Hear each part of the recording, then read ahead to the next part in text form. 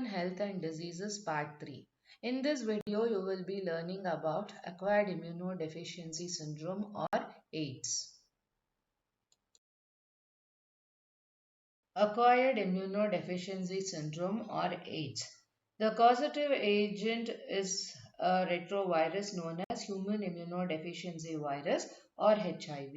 There are three main means of transmission. One is from person to person by sexual contact, from mother to baby during birth, and by contact with contaminated blood or blood products, for instance during transfusion or when drug users share the needles. This virus is not spread by casual contact. People do not contract the virus by hugging, casual kissing, or using the same bathroom facilities. There is as yet no vaccine to prevent the HIV infection. The symptoms of AIDS are primarily the result of infections that do not normally develop in individuals with healthy immune system. These are called opportunistic infections. Patients with AIDS have had their immune system depleted by HIV and are very susceptible to such opportunistic infections. Common symptoms are fever, sweats, particularly at night, swollen glands, chillness, weakness, and weight loss.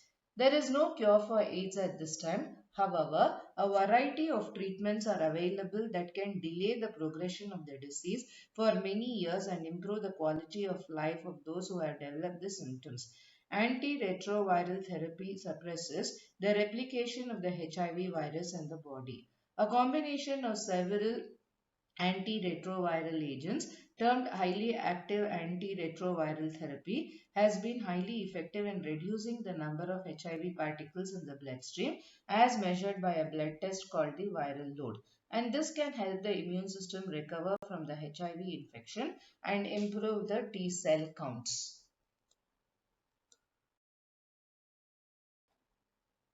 Now let us look at the HIV structure. HIV is spherical in shape. Its size is about 100 to 140 nanometer.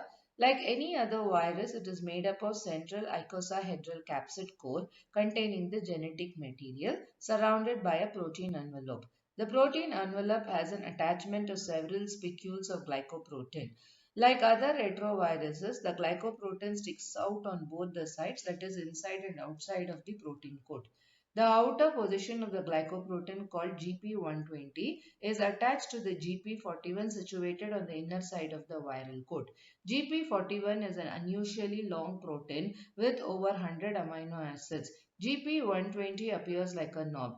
Electron microscopic studies have revealed that the distribution of the proteins of the viral surface is very much like a soccer ball made up of 12 pentagons and 20 hexagons stitched together to make a sphere.